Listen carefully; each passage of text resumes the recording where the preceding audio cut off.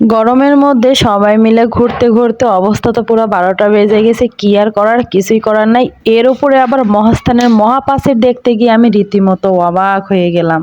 আসসালামু আলাইকুম সবাইকে, আশা করছি আপনারা ভালো আছেন। আলহামদুলিল্লাহ আমিও ভালো আছি। আমার মেয়ে তার খালামণির সাথে দেখছেন কতটা এনজয় করতেছে। সমবয়সী হইলে যা হয় আর কি। তো এনারা সারাক্ষণ সাথে সাথেই থাকেন, যতদিন আমাদের বাসায় আমার খালাতো বোনেরা থাকে ততদিনই আর কি এরকমভাবেই তারা থাকে। তো আমার খুবই মনে পড়তেছিল আমার ছোটবেলাকার কথা, যে আমরা এমন মজা করতাম। আর এইদিকে হচ্ছে আমার আর একটা খালাতো বোন আছে না, সে একটু অন্যরকম মানে কি, সে ব্যাগে করে জানেন তার সাজুগুজু জিনিস নিয়ে আসছে, সুযোগ পেলেই সাজুগুজু শুরু করে দিচ্ছে। এই যে এখন তার কাজই হচ্ছে চিরুনি করলো এবং ঠোঁটে একটু হালকা করে লিপস্টিক দিল, সেগুলাই করে। তো আমি ভিডিও করার পরপরই সে অনেক লজ্জা পেয়ে যায়। এদিকে আমার ছেলের ক্ষুধা লেগেছে, মানে কি দোকানের ক্ষুধা। তারপরে চলে আসলাম একটা দোকানে আসার পরে যার যার পছন্দ মতো সবাই মিলে আমরা আইসক্রিম নিয়ে নিলাম, কারণ প্রচণ্ড গরম ছিল। গরমে তো একদম পানি পিপাসাও লাগতেছিল, আবার আইসক্রিম খাইতেও মন চাচ্ছিল। তো ছোটরা সবাই একটা করে চিপস নিচ্ছিল, আর আমি তো চিপস অতটা পছন্দ করি না, বাট আমার আইসক্রিম ছাড়া কিন্তু হয় না। তো যাই হোক, আমরা সবার জন্য একটা একটা করে আইসক্রিম নিয়ে নিলাম এবং সুন্দর একটা জায়গা দেখে দেখেন বসে পড়লাম। এই বসার জায়গাটা আমার কাছে খুবই ভালো লেগেছে, শুধু আমার কাছে না সবার কাছেই আর কি। অনেকটা নিরিবিলি ছিল আর এত সুন্দর একটা পরিবেশ ছিল, দেখতেই তো পাচ্ছেন চারিদিকে শুধু সবুজ আর সবুজ। আর সবাই মিলে আমরা এখানে অনেকক্ষণ বসেছিলাম। হালকা হালকা একটু বাতাস লাগতেছিল, যদিও মানে মেঘাচ্ছন্ন ওয়েদার, তারপরে কিন্তু অতটা মানে বাতাস ছিল না। গরম গরম বললেই চলে আর কি, গরমই ছিল। আর আমি যেহেতু হিজাব ক্যারি করতেছিলাম, এই জন্য মনে হচ্ছিল যে আমার গরমটা মনে হয় একটু বেশিই লাগতেছিল।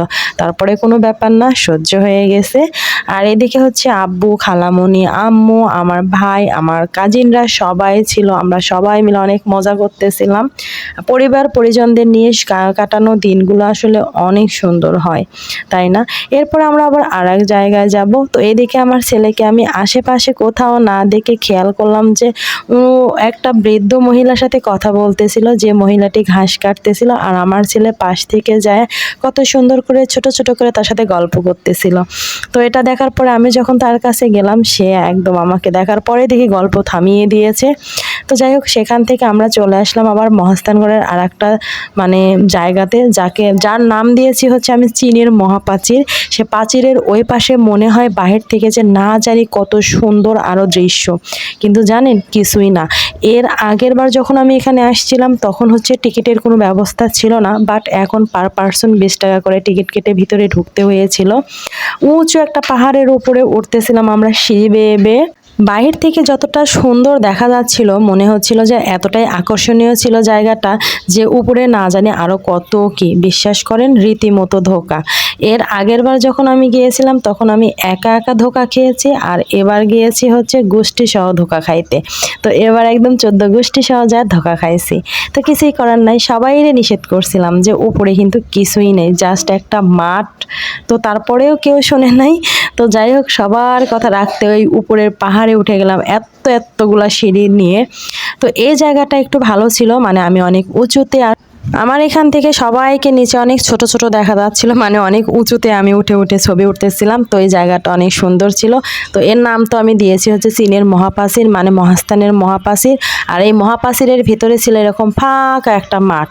তো যেহেতু রোদ ছিল না, এই জন্য ফাঁকা মাঠেও ঘোরাঘুরি করে একটু মজা পাইছি। যদি রোদ থাকতো তাহলে বুঝতেই পারতাম এখানে মানে কেউ থাকতেই পারতো না। আসলে এই জায়গাগুলো না শীতের মধ্যে বেড়ানোর জায়গা, বাট গরমের মধ্যে না। তো এখানে হচ্ছে আমার মেয়েটা দেখতেছে না, হেলে দুলে হাঁটতেছিল। আর এখন আমরা উপর দিকে উঠে যাচ্ছিলাম, কিছু আমরা গ্রুপ ফটো উঠাবো সেই জন্য আর কি। তো চারে পাঁচটায় যেরকম মানে মাঠের মতো আর কি। তো যাই হোক, কিছুই করার নেই। এখন আমরা এখান থেকে বের হয়ে অন্য একটা জায়গায় যাব। সবাই আমার ভিডিওর সঙ্গেই থাকুন। আল্লাহ হাফেজ।